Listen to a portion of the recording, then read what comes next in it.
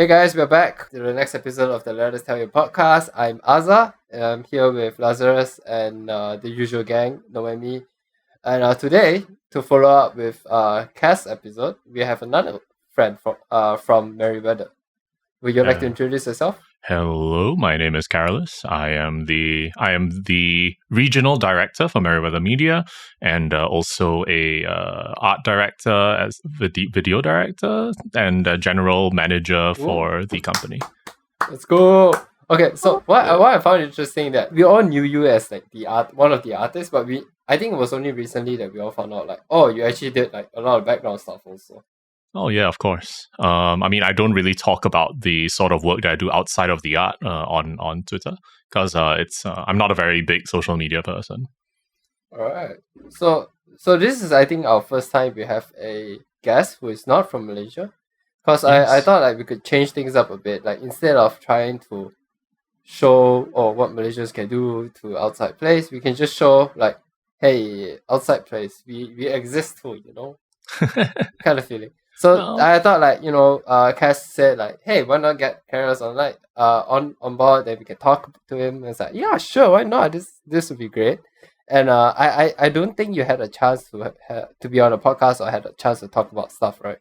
Not for a while. This is not the first. I think this is like the fourth or fifth. But definitely it's been a while since the last time I've been on a podcast to properly talk about things. So things have changed. Things have changed since my last one, yeah.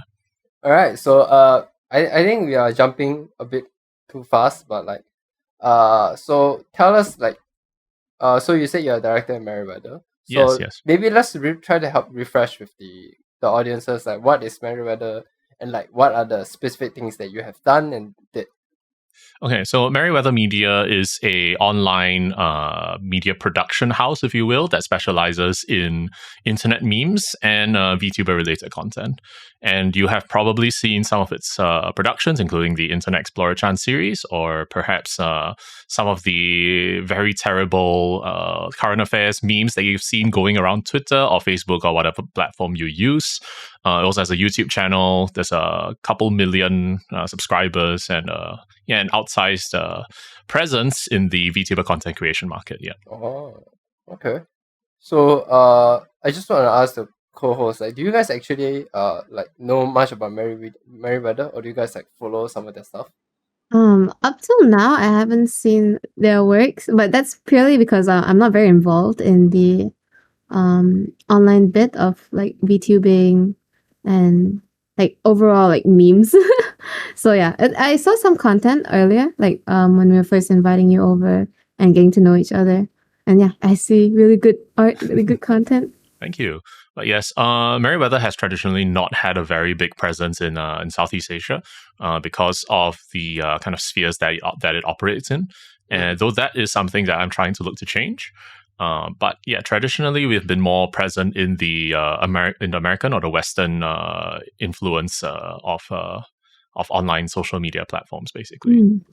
All right.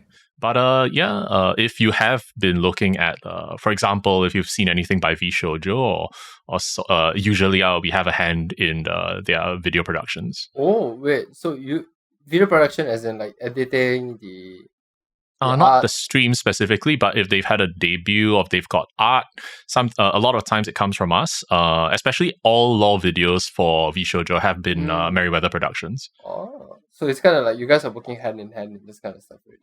Pretty much, yeah. It started with basically our work with lore videos basically started from last December when HoloLive's Mori Calliope approached us. So that's the one that we first worked on, and that was my project, yeah. Oh, okay. That's really impressive. Thank you. Interesting. It's kind of crazy like how Merryweather evolved from memes to like video memes. And then videos. So it's I think it's a growth at a lot of different entertainment company, much like Merryweather, how they want their growth to be. So it's like setting in the playing field for everyone. Yeah, in a way. But a lot of it has to come because a lot of it's come about because of how much trust and willingness to basically offer a good working environment our basically Mary has given us. So that's a lot of that comes into play as well, because it's not easy to, for example, to start off something like this. You need to Mary did, for example, work a job just so that he could pay his artists. So yeah, that's something that I think a lot of people who are hoping to start out in this field don't actually do, because giving up your own money just to make sure that your content creation team is paid enough is usually doesn't happen. It's not easy to I find. guess it really does show how much passion Merryweather put into this project. Oh yeah, for sure. How he's willing to go the extra mile to work extra hours or just to fund, or just to pay artists to make the things that he wants to be made. So it's definitely a lot of hard work involved, for sure. Yeah. It doesn't just come out of nowhere. Most things don't just come out of nowhere, after all. Oh, for sure. I've seen how much work has gone into making this work, and also not selling to, for example, people who say they want to invest in the company, for example. Yeah. All right. So I think with that's a good introduction. So I think we can just jump straight into some of the questions we have in the production, and then So I think the good place to start is that you started off as an artist, right? Yes, I did. So So maybe you can start telling us how do you become an artist? Do you went to an art school? No, I have no art school background. Just make that clear. The only art related kind of training, quote unquote, I got was in secondary school when I joined the school's art program. But other than that, I have had no formal training in art. So a lot of my abilities or skills come from self-learning. I used to borrow books from the library, or back when we didn't have YouTube yet, right? That's where I learned how to draw. And also, it took me a very long time, actually, to kind of get to a point where I was happy with my art, because I'm actually not very talented at this sort of thing. Oh, come on. No. I'm not. I'm serious about that. It took me a much longer than people to grasp the basics, because I specifically have. We can talk more about this later, but I have a condition that is called, what was it again? Hypophantasia, where I have a very weak ability to visualize. So I can't. So I'm not really able to see pictures in my head, and a lot of what I draw comes basically from pure analysis and a lot of data, kind of data gathering and pattern recognition sort of place. That is interesting. Okay. Yeah. So you could say, Sorry, I just want to make sure it's so most of the drawings you had when you draw it out, it's kind of like you don't visualize pictures, but it's kind of like an essay or something like that. That with the amount of knowledge, like information that was given to you, you create a drawing. Pretty much, yeah. It's a flow chart that goes through my head. Like, okay, in order to make this, say I want to do a pinup, right? A pinup drawing. I'll be like, okay, a pinup drawing. In order to make this pose appealing, I need to make sure that there's the S curve, that we have the what was it called again? The oppositional posing, where you have the shoulders going on a different angle from the hips, that sort of thing. And then I'll have I'll take into account the rule of thirds, the golden ratio, all that sort of thing. It's all like kind of running through a flow chart when I do my drawing and positioning. Yeah, because I don't have a visual image of what I'm going to draw in my head.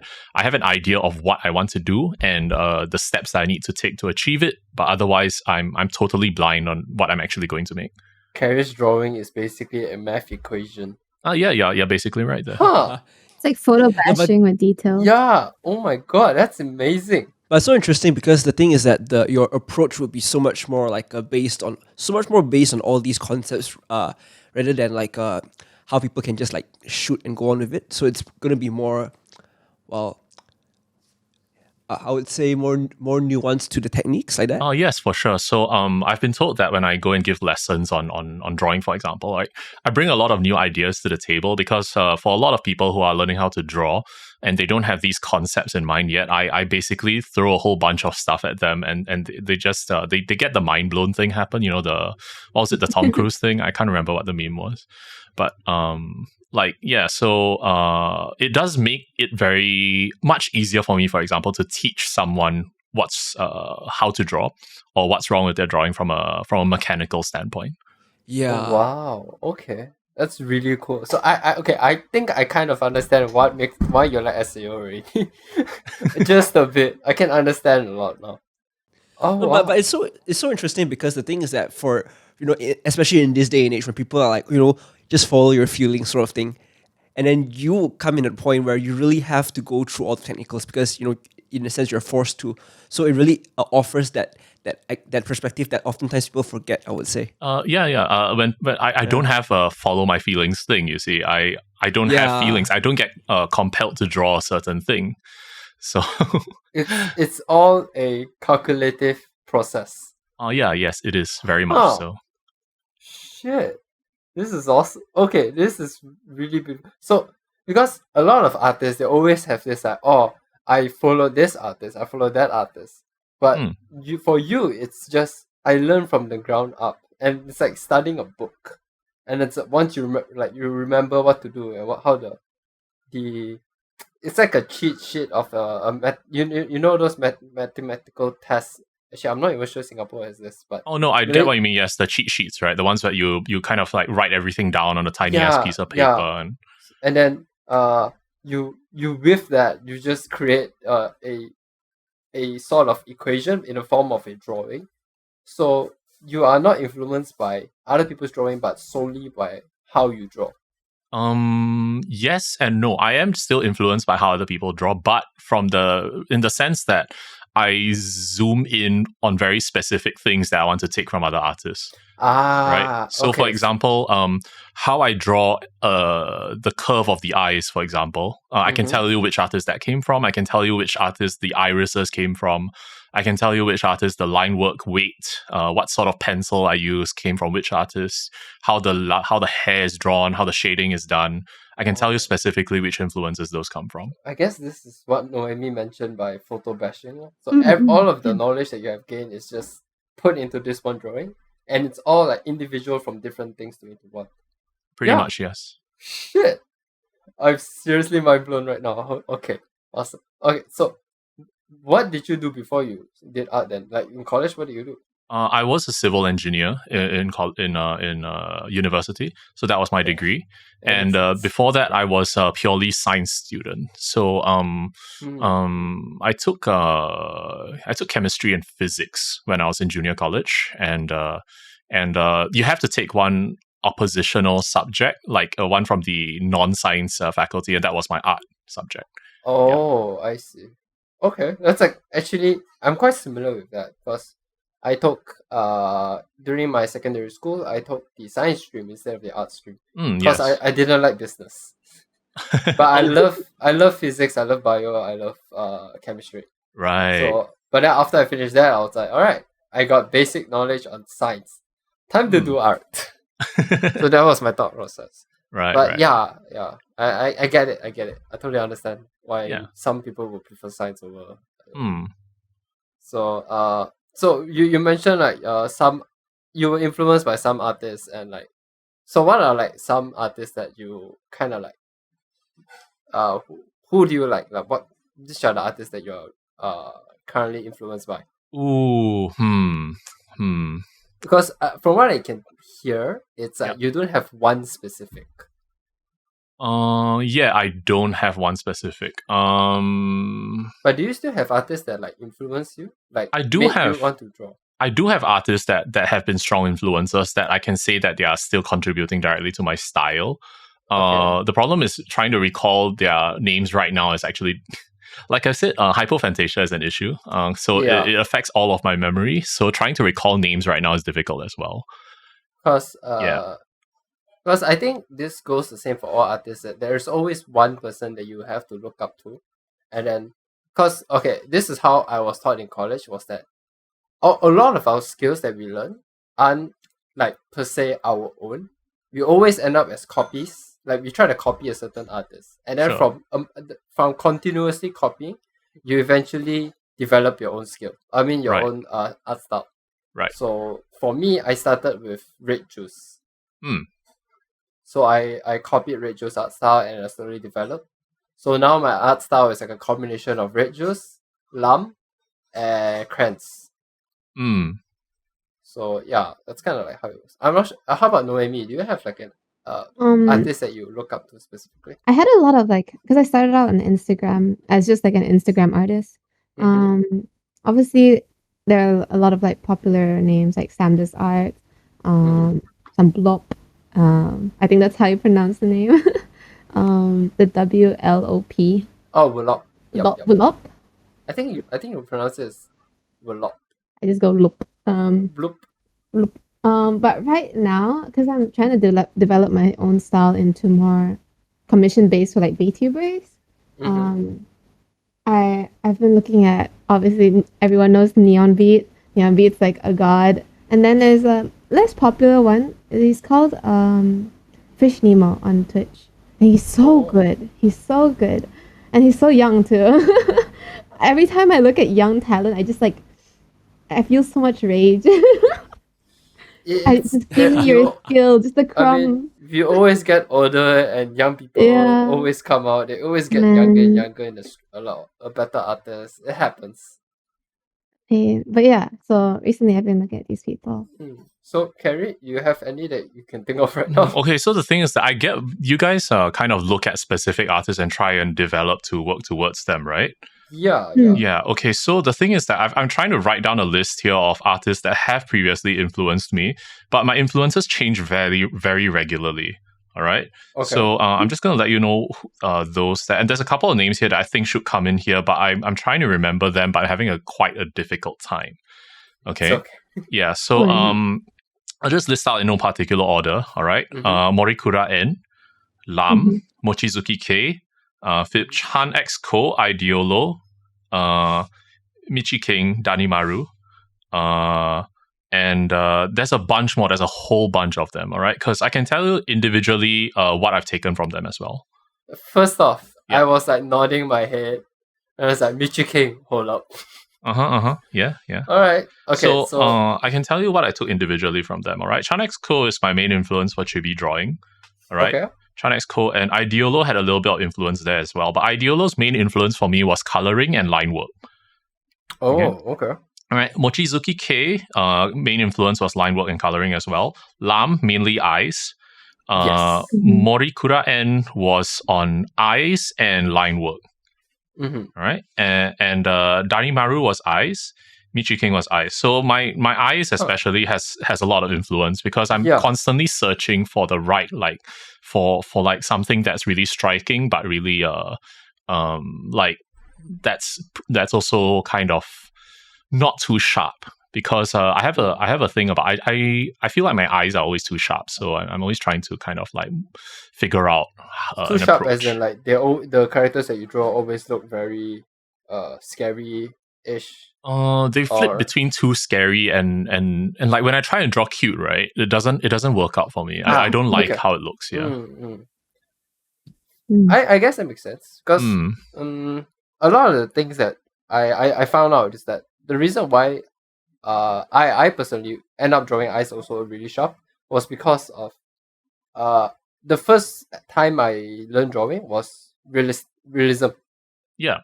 So most eyes, they're kind of sharp in real life. To make it round is only when you start developing anime style. Yeah.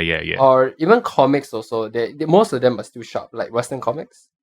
So trying to change to because I personally really still like sharp eyes, and trying to make it round feels like I don't want to be an anime artist, so it's that side also. I get that. But anime art on Twitter has been steadily moving towards sharper eyes as well. Yeah. But I do have other influences. For example, I do background art as well. And background art, my influences would be like Mateusz Urbanoskowicz or something, Mocha, and of course Shinkai. And then I have a couple of closer friends as well, like Nick, the one who does background art, if you've heard of him. I think I heard of them. Yeah, and I think one of your Malaysian artists as well. I can't remember the name off the bat right now, but the one who does all the girls in pinafores and stuff. Do you know about that? Fake Gap. Yeah. Fake Gap. Yeah, so Fake Gap was one of the earliest ones because I saw their art at a convention and I bought it, and that was one of my earliest I references. also bought the book. It's really beautiful. Okay, that's good. That's cool. Because it's also really interesting for you specifically, or so far that I know, is that the influences that the artists that influence you or and you picked up from, it's like like what Noemi said, it's photo bashing, where you just take a significant part from those and then you just put it in your drawing. Oh, pretty much, yeah. Yeah, because a lot of the artists, a lot of my friends that I ask, who influence you, it's always 1 or 2%. It's like everything from them. It's to the point where it feels like idolizing, which I personally am against it. Yeah. Because you're only ever going to end up as an inferior version of them. Mm-hmm. Oh yeah, I feel like. That's usually what happens. Yeah, they call you like so and so from which country, that sort of thing. Yeah, which is you draw good art, but you are remembered as someone else's. It's like you're always someone's. You have nothing unique about yourself. Yeah. I remember I knew someone who used to be called like Malaysian Kantoku or something. Oh. Yeah. Oh. Yeah, it's kind of sad when you get someone like a kind of label like that. In that case, so you always done Japanese anime style, or do you ever had a point where you need to like change between comic and then anime, or do you always? Because this is also very weird. Because I thought about this question before I know you had this condition. Right. Okay. I started out as a realism person. Okay. Doing what was it? I did a lot of landscape and I did a lot of still life. Right, when I was younger in primary school. In secondary, my earliest secondary 1 and secondary 2, I was focused on Disney cartoon styles. Okay. Right, and then after that, then I changed to the anime. So I have a style that's not incredibly anime as a result. Right, it's very sharp. It's very thick on the lines. It's got significant influence from Western sources. Yeah.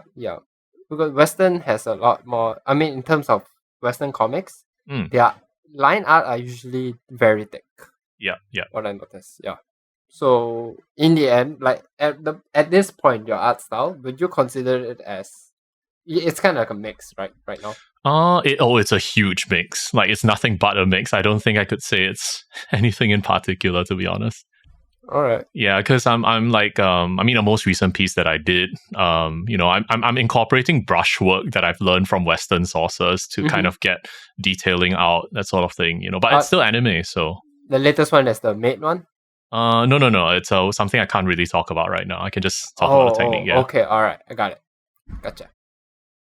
So, what is your biggest goal in the industry, and how are you working towards it now?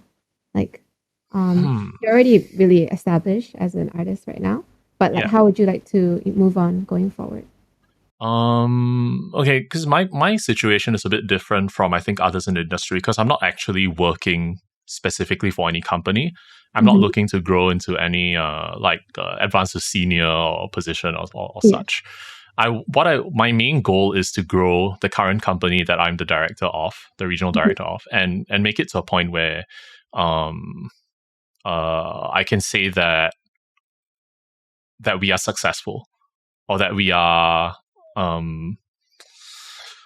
successful SME, I would say. Right. Okay. Yeah. Basically, I wanna. Okay. I'm very down to earth, so I want to get to a point where I don't have to worry about money. That's a good goal. I think that's most of us. Yeah, pretty much. Right.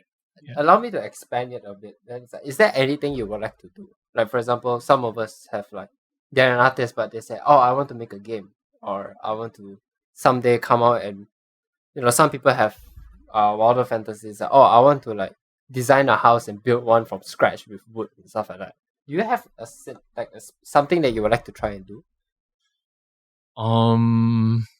It doesn't have to be art related. It might be I want to create I want to design a game, and hopefully this game can come out. It's I was a part of it.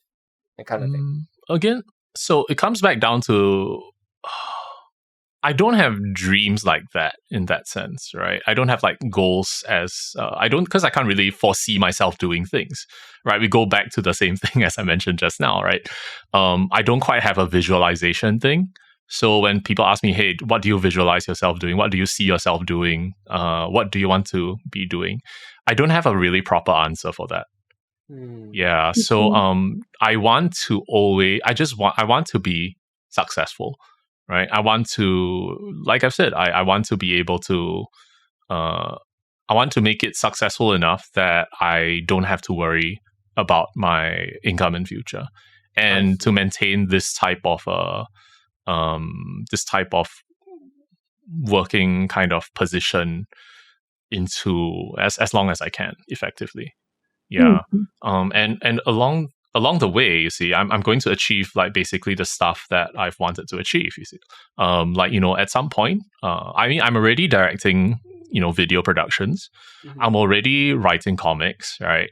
They are already being seen by millions. Like, where else do I go from there? I see. Yeah, I mean, sure, the scales can increase. Maybe I go from animatics to frame-by-frame animation. Maybe someday I get to work with a Japanese animation company. But those are all sorts of extensions of what I've already have. So you're very content with what you have now. I am pretty much. I'm not super content. I'm happy with where I am, with the sort of work that I'm doing. But I want to bring it further. That's pretty much. That's pretty much what I think. What I hear, it feels very much like those main characters in shows where it's like, I just want to live a normal life. And then things happen. And then they defeat the demon lord. Yeah, pretty much. Yeah, pretty much. Yeah. Awesome.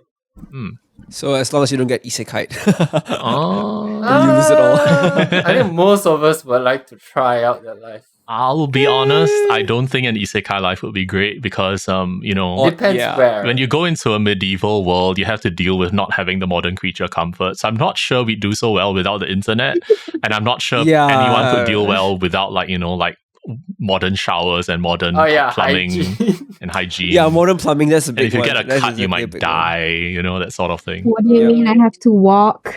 How dare you? I have to ride a horse? Oh no, I have to clean up its poop and feed it. Oh, I need to pay rent every single day? Actually, you don't need to pay rent, right, back then. No electricity. But yeah, from what you're saying, so it's actually the question that we would struggle most in an interview would be where do you see yourself in 20 years, right? Oh, yeah. I am horrible with those questions. Yeah, those are very hypothetical and very all imaginary. I'm really glad we are not working in corporate companies now. So, man, I got that question once during I was trying to apply for an actual 9-to-5 job, and they asked me that question, and my dad told me an answer, and I thought I don't want to use that answer, because what my dad said during his time was so my dad applied for a job, and then they asked him, so what do you see yourself in 5 years? My dad was an alpha man. He went and said, in 5 years, I want to be where you are sitting. Oh, I was like, oh my god. Very bold. It's in the end he did but the GigaChat Sigma grind set. Exactly. All right. But then you were saying about how generally you don't particularly think about specifically who you want to work with. So it's mostly been people either just so happen that people approach you, or you might see that any big names who are interested in certain projects, then you approach them and then you do the big projects for example. In a sense, usually it's Mary bringing us the work, and it's my job to execute, right? And in that regard, I pick things that I feel I want to work with, right? So if he brings me a video project, I'm like, oh yeah, I want to make a video, right? I want to draw a comic. I want to do illustrations for this particular person, sure, right? And as for whether I want to do things on my own, I do as well, right? The thing is that I don't dream. I don't have to dream of doing it because I can just take steps to do it, right? Yeah. Right now, it's hey, do I want to make a game? Sure, I want to make a game, but I don't have to dream about making a game because I just, I ring up a few people and I'm like, hey, I want to make a game, and then they tell me, oh, okay, I know this person who can help you. In fact, that just happened over the weekend, right? or not rather weekend, over last week. So I want to make a visual novel. So I got in touch with a few people that I know, and things are slowly moving forward. We're going to start working on it by the end of the month, and that's the sort of thing that happens. Yeah. All right. Huh. So in like these sort of projects, are you the sort of person that's like, as you mentioned, really harder on the execution, because like setting the direction and also the theme and everything like that would be a little bit more of a challenge compared to executing it outright, right? Yeah, so theme and direction usually, unless I'm the one writing the project, theme and direction usually comes from either the commissioner or Merry himself, right? All right. Yeah, but and then my job is just to make sure that their vision comes to fruition, and I'll ask a lot of questions, and make sure that I have their ideas down, and then I'll just execute. So executing can mean anything from writing to storyboarding to doing the art to setting the tone to creating new characters on the fly if they're required, that sort of thing. Yeah. Okay, I just had this mental image of Carrie walking off to Merryweather and he's like, I have a dream. And Merryweather just like, what have you done? What have you done to Carrie? I mean, it happens all the time though. Like I just go up to him, I tell him, hey, I'm doing this, and he's like, oh yeah, sure, that sort of thing. It happens. No, I think it's the word. It's like, I have a dream. Oh no. No, yeah. It's yeah. All right. Is there any advice you'd give to people who would, they look at you and they see your work, they see, how influential your work has become? What would you advise them to do so that, they could one day follow in your footsteps?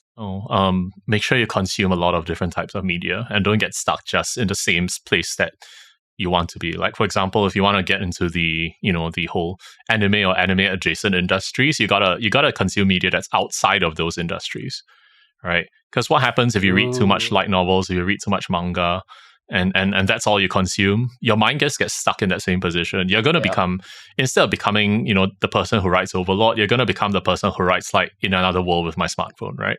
So like that's just what's going to happen if you find yourself isolated or if you find yourself stuck in just one media space. So you need to, the whole idea of consuming media or at least learning different skills is that you can take those skills and apply them to the field that you're going to be in, and that's what differentiates you, because you're bringing all those other experiences into your field that other people might not have. So in my case, right, a lot of it comes from me being from an engineering background, and also I've done photography in my past. I've done surprisingly, I've done a lot of martial arts as well, and that also brings itself into artwork, right? Like how do you draw an action scene if you don't know how your body moves, for example, right? And having a background in physics, understanding the laws of like force reaction and opposite reaction, right? Actions and opposite reactions, right? That allows you to draw more more interesting fight scenes as well.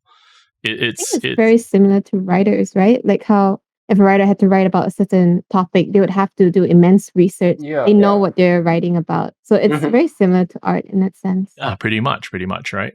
I mean, you want to for example, if you want to write a setting that's put in like a techno-punk world, you have to read a lot of sci-fi, for example. Yeah. Right? And if you want to mix it a fantasy, you have to have a fantasy background. It's kind of like with for example, Shokugeki no Soma.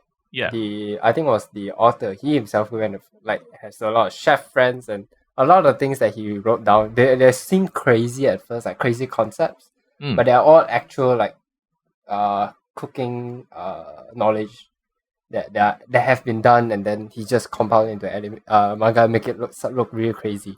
Yeah. So, and then there are things like Rent a Girlfriend, that really popular. So the author himself went and actually hired a girlfriend and asked questions. So did he? Yeah, he did. He even did with a boy. Like he even did with the Rent a Boyfriend thing. He went and hired a boyfriend and then ask questions and then spend a day with them, that kind of thing. Interesting, yeah. Yeah. So if you want to write or draw anything specifically, like you want to any form of creation, you will need to have an extensive knowledge regarding it first. Yes. If not, you will only end up as the masturbation material for yourself. Yeah, you'll end up writing in another world with my smartphone. You give me a lot of hate for that show, despite its success in anime. No, I'm sorry, because I read the light novel once, and I'm like, oh my gosh, this is the most boring version of isekai that I've ever read. Because I've read plenty, right? Like I've read like at the very least 100 different isekai light novels, Oh my God. and that's just one of the worst ones.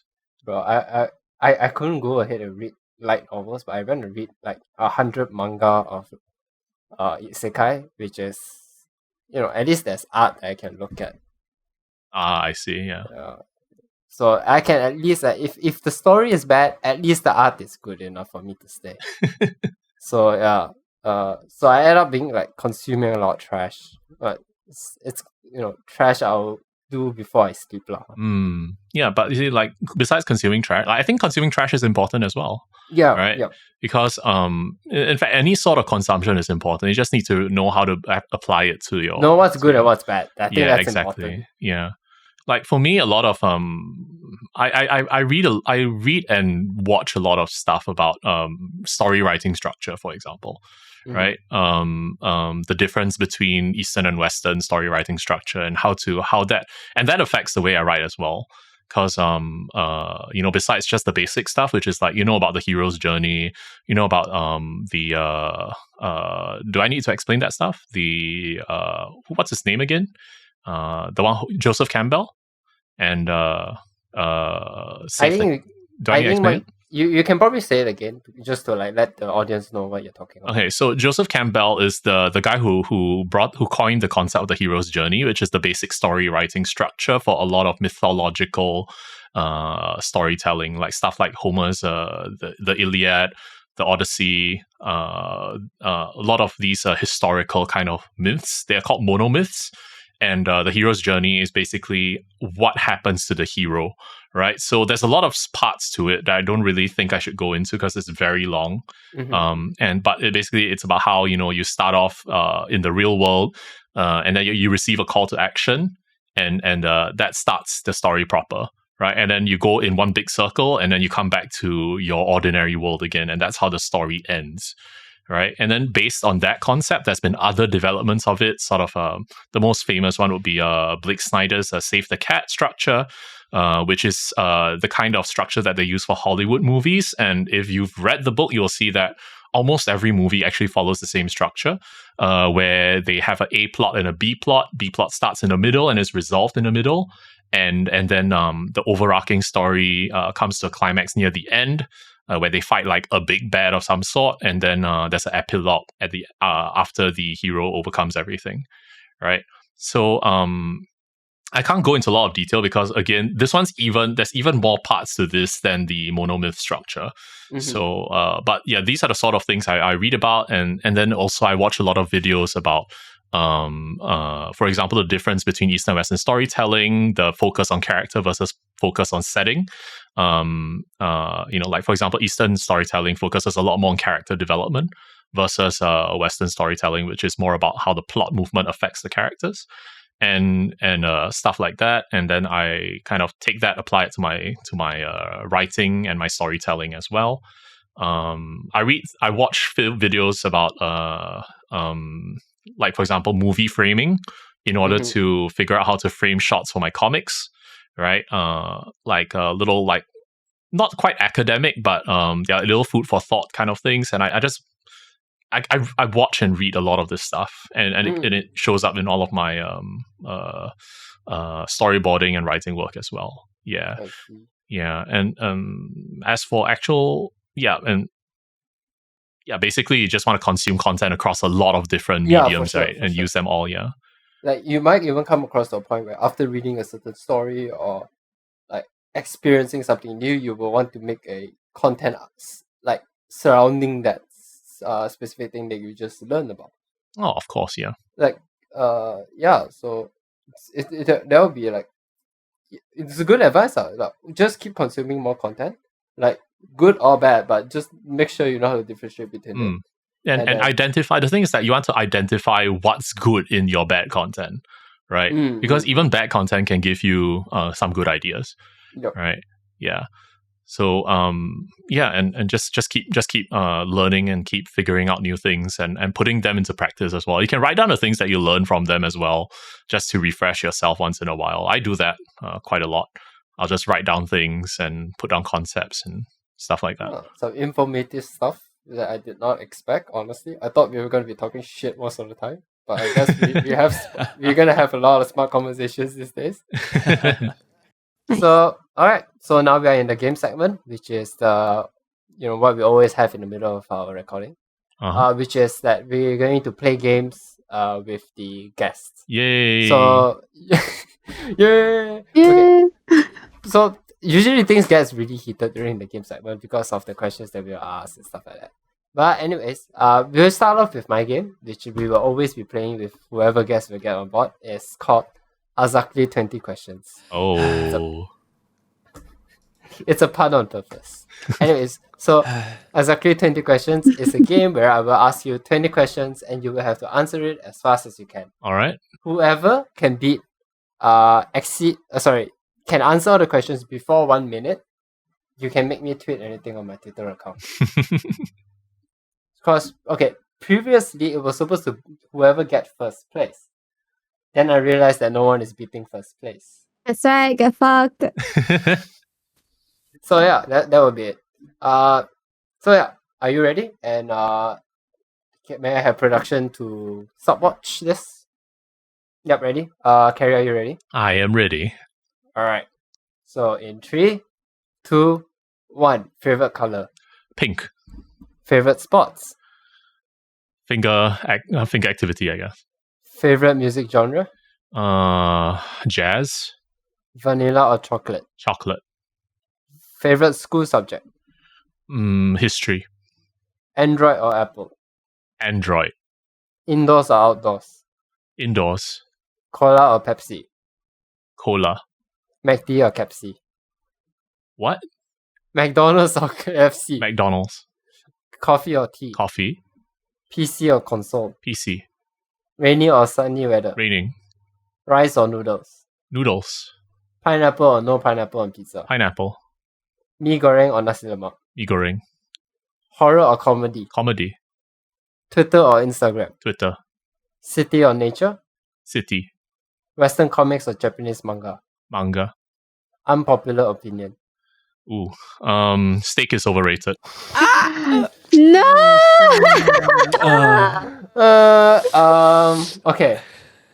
1 minute, 2 seconds. Oh man. Okay, so we kind of paused a bit when I said the McDonald's and KFC. The KFC. Because I call it McD and KFC because that's how Malaysians call it. KFC? What? I've never heard this. You never heard KFC? No, I've never heard Okay, KFC. to be fair, in my it's, life. to be fair, it's a more Malay thing, honestly. Yeah, it's a very Malay thing Yeah. to say that. Ah, So with that out of the way, you will be I under a think it's in minute. 1 minute. I Yeah. think it's under a minute. Wow. So yeah, you got it. Oh, Yeah, okay. got it. Steak is Yay. overrated. Explain. Let's talk about that. Okay. All right, hear me out here, all right? Okay. Like steak, Alright. steak has a great taste. I have to admit that, but Yeah. it's the texture. Yeah, sometimes it's not as it's just chewy. Right, steak is too You just got chewy bad for me. steak. No, you need good. Got No. bad It steak. doesn't matter even if it's good or if it's good or bad. It's too chewy. It's too chewy. No. Nah. No. No. Sure. Wait. Well, okay, how do you like your steak? Or at least how do you like your beef done? I take my beef medium rare. Of course you'll be chewy. No, Look, wait, I've no, had it all the way. I've had it like rare before, right? Blue rare even. All right. I still think it's Isn't too that even chewy. more chewy? What? No. More cooked is chewier. No, I But- mean like medium is like probably a good. No. Okay, when you get I to like it medium So the thing rare. is I that- don't like. when you start out, okay, so the thing is steak, right? When you start it out like all the way up to rare, it's chewy, right? After you go past medium, it becomes rubbery, right? So there's never a point where you get like steak that's really a nice soft mouthfeel, right? It's always kind of you have to work your teeth, you have to bite on it, right? Do you eat porridge for a living? What's happening? Okay, no. I want to know is that okay, I do not have an opinion on this because I don't eat enough steak to say it's good or bad. I would just say it's a luxury food. Sure. But when you say steak is overrated, Yeah. Look, I would rather have a nice. Okay, you give me that steak and then you just grind it, right? Give me ground beef, right? Like you get all the benefits of that same cut of steak, right? The same taste without the chewing. Sounds like a privilege talking to me. Sounds like So the privilege. reason you don't like steak is because you don't like to chew? No, I don't like it. It's so tough. It's too tough. Right? Just give me a burger. Give me a good burger. I feel like the reason why I said maybe we had bad steak, because I've had really, really bad steak that felt like bubblegum before. Yeah, definitely. I've had bad steak as well, but like I've had good ones as well. I've like I've had like A2 or something, a prime stuff, and I'm like it's still chewy. Right, I like if you take that cut and you grind it up and then you give it to me as a burger, cook it medium rare or whatever. It's gonna be. I'm just gonna enjoy the experience a lot more. Right, I get to taste it. I get to taste the fat content. It's all nice and meaty and juicy and everything. Man, You get the juices from the burger as well. Yeah, L plus ratio, you got bad food taste. No. Okay, I just feel like you got bad steak. I cannot imagine a steak that's... I never had a chewy steak. I think you just had bad steak. No. So the thing is okay, that... maybe sure, I'm gonna... Right, okay, I can admit there's some steaks that if you have a good steak, it's not as chewy, all right? I can get that, right? I've had that tenderloin and stuff. It's not that chewy, but it's still more chewy than if you grind it out and turn it into a burger. Yeah, but it's different. Okay, I'm gonna take back what I said about Singapore have good Western food. I think I'm taking it back. Okay, is there any food that you like that is chewy? Okay, a more direct question. Do you like boba? No. What? Okay. Okay, you just don't like to chew. Yeah, I Wait, don't no, like to they chew. can't be chewy. Yeah, okay, yeah. Yeah, that's why it's unpopular, because I don't like to chew. Okay, that makes sense. So it's not that you don't like Because when steak, you people just don't don't like like to chew. food, when people don't like food, mostly it's the texture rather than Yes, taste. yes. Taste does give it like Yeah. a portion of it, but it's mostly the texture that people don't enjoy. So Yeah, I okay. understand that if you don't like all chewy food, you wouldn't like steak. Yeah. Okay. I can see it. Then again, I think I understand because Singaporeans don't have chewing gum. Oh yeah. I hate chewing gum, yeah. Oh. It's okay. I personally am not a fan of chewing gum either. It's just finds it funny, like, but you can't have chewing gum specifically in Singapore just because people will litter it. Okay. Yeah. Okay. I mean, I don't chew, so it's fine. Because I remember one time before I go to, I actually went on a trip to Singapore. I remember my mom was like, before we entered the border, we all stopped the car. My mom passed me a chewing gum. I'm like, Mom, why? I was like, you're not gonna be able to chew this in Singapore. I'm like, I don't even chew it on the regular day. Okay, actually, I gotta clear up this misconception. Gum is allowed in Singapore. You just can't sell it. So you can consume it in Singapore. You just can't sell it. Oh wow. Oh. Yeah. Oh, okay. So it's not. It's you're perfectly fine to bring a gum in. Wow. Okay. But just don't litter, which is the whole point. Yeah, exactly. Okay, but Makes sense. going back to the point about chewing, because recently I've been I just came across this clip from a Joe Rogan podcast about chewing, because apparently, right, because of people who, the people who chew more, their jaws are more defined.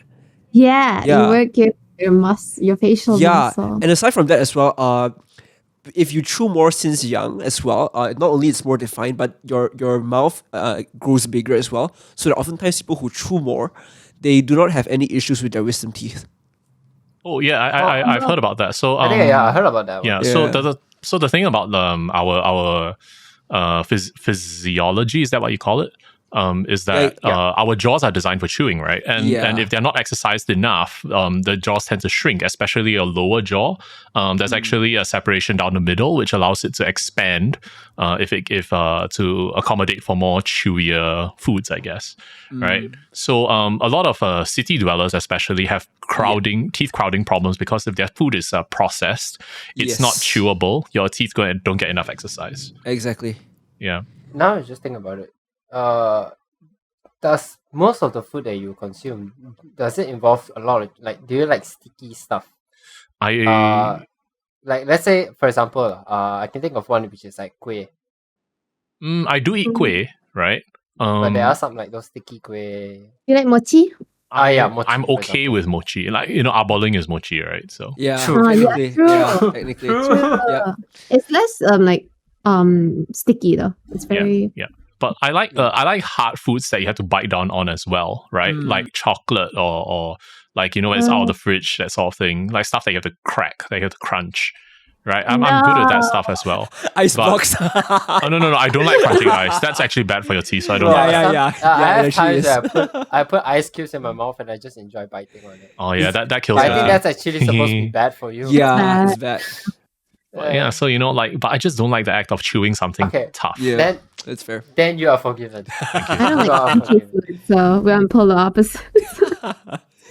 What name of crunchy food do you mean? So you don't like to bite? I don't like potato chips. What?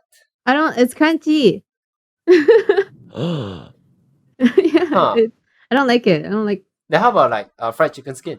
I don't eat that either. Look, you're not supposed to upstage my unpopular opinion right away. You know that? I don't know. I just don't like, and like I don't like, dude, avocado. Ugh, I don't know. Something about the I never tried avocado. the texture is like too buttery. It feels like I'm eating like tasteless butter. Oh yeah, I get that. It's like eating a huge block of margarine, right? Like, it's kind of gross. Oh yeah. yeah. What? But it's good. Okay, so the thing about Right. avocado I found out is that you only want it for the texture. There's no taste. Technically, yeah, it's a very subtle flavor. It's a texture. Yeah. Yeah, the texture. It's like Just it's texture. just butter. Yeah. Yeah, I mean, I don't like eating avocado as well. Mhm. I when I get avocado, I drink it in a shake. I blend it. Oh, okay. I Yeah, blend it that's and drink it. But like the raw avocado is the one that gets to you. Like, Yeah. it's disgusting. All right, next game. All right. So the next game is 2 truths, 1 lie. So the guests will have to prepare 2 truths and 1 lie, and the rest of us will have to guess which one is the lie. All right. Okay. So Just jump right in. do I just jump right in? All right. Okay. So here are my 2 truths and 1 lie. All right. Number 1, I am choir trained. Mm-hmm. Number 2, I am a certified network agent. Number 3, I have a direct connection with the senior management of Hololive, Niji Sanji, and V Shoujo. Okay, hold up. Okay. Okay. If the- I have an idea. If the number thing is, if we ban the number thing, Yeah. the, No, the no. third picking one, up. the third one has to be true. Yeah. Don't have to be true. I think the second one's a lie, the certified one. I think you're a great networking agent, but I don't think you're certified, as in like, you have a document. What was the Right. first one again? I am choir trained. Yeah, I think I'll pick number 1. Okay. Okay, let's see. Is that all? Is that Okay, all, everyone? Okay, wait. No. I've got a. I think it's number 2 solely because I think you are choir trained, because your voice would suit very well, if I'm correct, in the bass or baritone range, and that's something that people like because it's hard to come Oh my by. god. Yeah. He's making me waver my question again. My answer again. But I'm sticking with it. Yeah. And, production, you can play along. But what's the whole life thing is a bait? Because like it sounds very legit. It sounds too legit. Right? Yeah. Oh, it's okay. I'm standing with my principles. I'm going to go for 2. wavering. Mhm. Yeah. My hands are literally shaking right now. Okay. I'm gonna settle with 2 too. I'm sending 1. That's Just because it final sounds too easy. 1 final answer. Okay. Yeah. All right. All of you are wrong. No, God. Yeah, So it is the third one. it is the third one. All right. Okay, So, so number 1, I am choir trained. That's true. I am a bass 2.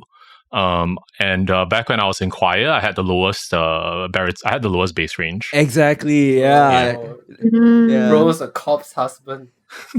As for number 2, I am a Microsoft certified network agent, Dang. but I have not updated it. Okay, fair. Yeah. Okay. Okay. And this was back when I had training for like setting up network systems. As for number 3, it's not fully correct. It's the lie because one of them is not true. Yeah, the number thing. So it is a number thing. Yes. I have a direct connection with senior management of Holo and V Shoujo, but not, Not Niji Niji Sanji. Sanji. Ah. That is So I tricky, man. guess- Okay, I think that makes more sense because so currently Merryweather has not worked with Niji Sanji as far as I know.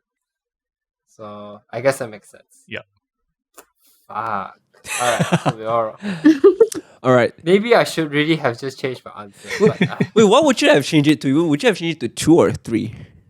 I probably went to You've If it gone was- to he's a sheep. yeah. I'll still lose. Yeah, you know what? I think I'll still lose. Because we were all so sure like third one has Yeah. Okay, I think I mean, I had my doubts, but That's fine. I thought we said the number thing was a bad. So No, but the thing is this, I thought when you said networking agent, I thought you meant like, networking with people, not like the computer networking. So like, All right, maybe you should have clarified then. yeah. Still networking. But yeah, well played, Alright. well played. Yeah. well played. Thank you. Got Omega debated there. Okay, all right. So now we have the third game.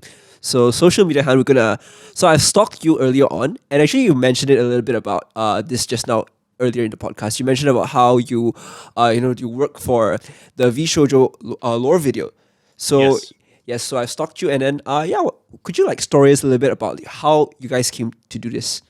Yeah. Okay, so like, who approached you first? Okay. Or did you approach them? So, V Shoujo JP approached us, right, through our connection with V Shoujo, because by then we'd already done the lore videos for most of the other talent in V Shoujo EN, basically, right? So every lore video that has come out of them since the start of this year has been a Merryweather production. Oh wow. Right? So as for Kaeson's project, it came to us. But they already had a kind of progression in mind for like what sort of topics they wanted to cover in their video, right? So they had a very specific brief. They needed certain locations. They wanted to portray certain things. And Mary is not very good at writing when it comes to very specific directions. That's something more that I'm able to deal with. So the project came to me. And so I ended up doing basically the story progression and the art direction for it because, I just wrote it. I just wrote the entire thing, right? I had 2 drafts. The first draft was a little, if you've seen the Kaeson video, actually, you'll note that she starts up her own little group, right? Her own little delinquent group. In the original draft, she joins a group instead of starting it. Right? But what happened there is that because she joined it, the focus became more on the side characters instead. Yep. Yeah, but that was part of the original specification, right? And so this was one where after finishing writing it, I was like, this isn't really working out. And so I thought, okay, I'm going to flip this relation on its head and I'm going to try and get approval from the management and they gave approval. So that's how it went. Yeah. Because it went really well because it made her the central focus of it. She got to meet the new people. She was the one that is initiating all the things.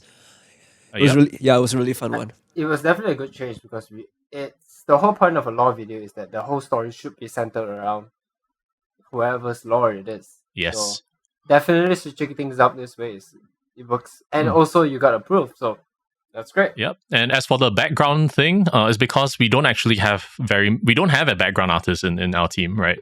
I'm the one who covers basically all the bases. So in the end, because we had a very tight timeline, I had to take charge for some of the more important shots. So the ones that were based on real life. Yeah, because they specifically gave us a lot of shots of real life that we had to do. Wow, that's really cool. That's really cool. That's interesting. Yeah. All right. I think that's the game segment. That's quick. Mm-hmm. I guess we spend most of the time talking about food. I mean, it's fair. Food is very personal. All right. Yeah. Oh yeah. Mm-hmm. I just had a question come up. So so you said that most of the backgrounds in the video was they had real life influences pictures for you to do. So is it mostly like a reimagining or was it like a trace on ish sort of thing because angles and stuff like that? It was actually a photo bash. A lot of it are photo bash because they gave us photos that they took themselves for us to use. So based on those photos, I'd actually painted out like I bashed together shots lah. Right. Not everything is mine. The ones that don't have like wider shots, like that aren't like showcasing specific places, they're usually done by one of the other people. Yeah, but the longer shots, the one that have like panning shots, those belong to me. All right. Okay. Yeah. So we are changing things up a bit this time.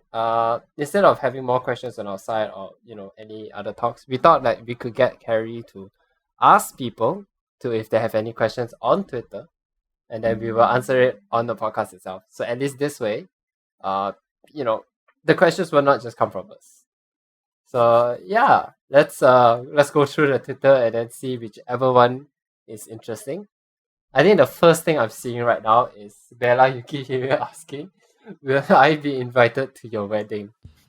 Wow. And then Momohiro Kohi +1. Okay, so we just going right into that, are we? Yep. I mean, okay, so let's go a bit back. Like, when did you and Cass like started going out again? We started going out in 2019, right before the pandemic. Oh, all right. So that is about 3 years ago. Okay. Oh, you're dating Cass. Oh. Wait, what? Wait, you you didn't I know? didn't brain that? know. I don't know. That was the whole point. Yeah, that was the whole point. I didn't know. Congrats. Noemi was Thank you. Noemi was on Internet Explorer all this time. Okay. In that case, Bella, thank you for that question. We got that out of the way. But yeah, so 3 years. So when is the wedding? And Okay, so the wedding is on the 9th of September, right? So it's coming out very soon. holy shit. Oh, But the thing is that we haven't invited anyone except very close family, direct family, because we don't want to deal with large crowd, especially not at this time. All right. Thanks for the invite. I'll mark on my calendar. We will come in like a mob, and then it's like what do you call? You crash your wedding. It's like, yo, let's go play loud music. We have been toying with the idea of having like a Twitch wedding or something. Oh, yeah, I was about to ask that. Will you guys stream it for the content? As I you don't say? know. Or Okay. Not the actual one. Yeah, no. yeah. You gotta be in the moment. You Yeah, gotta be like, oh, thanks for the bits. No, man, I am not subjecting our family members to that shit. Yeah, that's good. That's good. That's good. You show your kids the VOD. Oh man, you guys know how much rates you get when you're celebrating an anniversary. Can you imagine how much a wedding? Oh my god. Oh my Oh my gosh. Are you gonna goodness. capitalize your wedding? I have no idea. I'm actually a bit afraid of doing that. Rightfully so. Yeah, because you know, like when you have something big like that, right? Even the acquaintances on the stream acquaintances are going to drop in on you as well, right? And I am afraid of like somebody dropping like a 1,000 member rate. You know, I'm afraid of multiple thousand member rates. Personally, for me, it's more on I'm more afraid of the fact that we have to capitalize every single part of my life on online. I think that's my biggest worry. Okay. If I were to have a wedding with someone or a special day with someone, I don't want to use that as content, because in that case it will feel like every single part of my life is content. Yeah, okay. Yeah, I kind of get that, which is why my actual private wedding is not being streamed, you see. Okay. But like holding one just for the Twitch people, because they are important. Yeah. Like these are still friends. I mean, you can definitely have an official wedding, and then you can maybe do those VTuber wedding kind of thing on pretty much, right? I've already got people volunteering to be MC and like the minister for whatever that's as so well. Cute. Wow. If only Cass knows that what we are talking about. She just thought that we are trying to say something, and she just congrats out of nowhere. Oh yeah, by the way, Cass is in the she's not in the call, but she's in the message. Yeah. She's like pachi without knowing what we're talking about. Can someone like tell her what's going on, and then that'll be great. And I'll be honest, when the question said will I be invited to your wedding, I thought it was a joke. And then you said the actual wedding's on September. I'm like, wait, it's real? Yeah. Oh wait, so you already proposed and everything? We haven't. There's no actual proposal, but yes, the wedding is set and it's all being prepared already. Oh damn! All right, congrats, man. Congrats. I mean, if you ever want to like run a wedding and then you need a production team, you know we are here. I'm just kidding. Oh man, just like putting out the name cards right now. All right. So gotta get the networking going. If you need music, that's we're here. Just kidding. Anyways, I'm glad that I managed to ask a question, because at least now I know a bit more. All right. Right, next question. Okay, so next one we have over here from Naridas. I'm not sure if I pronounced it correctly. What is your favorite kind of art, and what is your biggest dream as an artist? Oh yeah, what is your dream? As you talked about now, yeah. I mean, what was the first question again? My favorite piece of art? Yeah, your favorite kind of art is that's one hell of a weird question. I guess art that has that tells a story that incites emotions, that's able to create a feeling in the viewer. That's what I think is the best, because that's the whole purpose of art. It's to make people feel things, right? And I feel like I've achieved my goals when people feel things, right? Because for example, the Kazon video, for example, right, made a lot of people feel very. Apparently, some people teared up when they got to the ending, and that's the kind of goal that I have. I want my art to impact people emotionally, right? And I design it to do that. And when people tell me that it has, then that's when I feel I'm most accomplished. So that's the sort of thing that I like to do the most. And so what I wanted to achieve as an artist, I feel like I'm in the process of achieving it. So I wouldn't say there's any specific goal that I want to do. It's that I want to be a successful artist. I want to be able to make this a livable career for myself. Just in case that this person asks it in this manner, so then what is your favorite kind of art style? Yeah. Not limiting it to like Western comics and manga art. Like, in general, what's your favorite kind of art style? It's a very broad question. Right? I am personally partial to Piet Mondrian, who does the what is it called? The kind of art, like it's abstract art. It's the ones with like the black lines and the blue and yellow and the blue, yellow, black, white. I'm personally very partial to Piet Mondrian. So I had the chance to go and see his work like directly in Paris. And yeah, it's just I just admire it. It's very clean. It's very avant-garde. It's very avant-garde, yeah. But that's basically the sort of art that I like. Right. Cool. Okay. Very nice. All right, moving on to the next question. This is by Joran093. What do you hope to be remembered for? I hope to be remembered for my storytelling.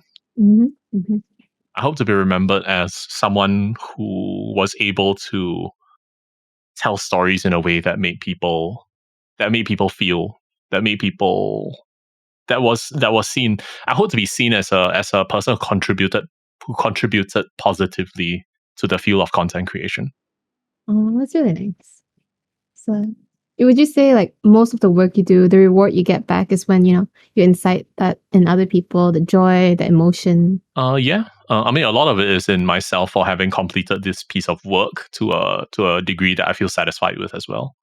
I see. All right, it's very nice. Yeah, if I achieve some level of technical thing that I wanted to achieve, because that happens a lot, right? I feel like I wanna push the boundaries. I want to include more things. Yeah. I have like some concepts that I think might work, and if I manage to successfully include it in the work, I feel like I've achieved my goal for that piece.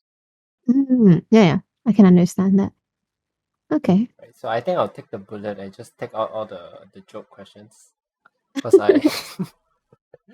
I just came across one that I couldn't, which was Sonooka.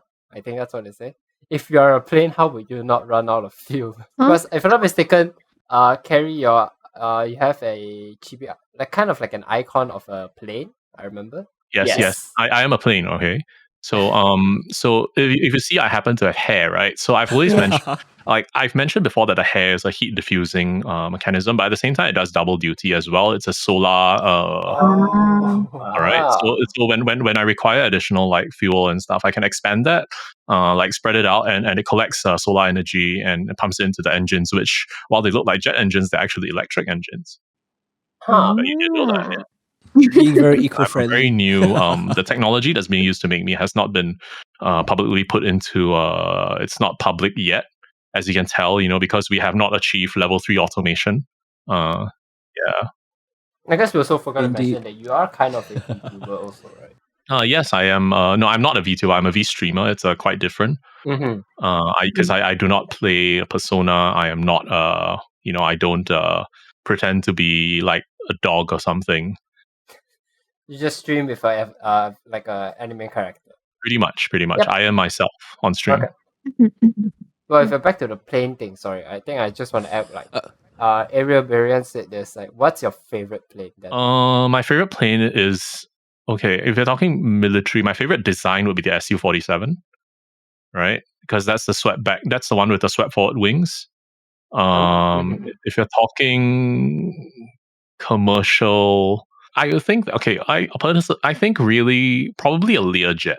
Oh, okay. Because they've got a very nice look to them. I like the engines being mounted high instead of on the wings. And Learjet just has a very good proportion to it. Okay, so on to the memes again. Usagi Poutine asks, "What is your expiration date?" It's always one day before the day you check it. Oh no! Yeah. Oh no! Yeah. Why you like this?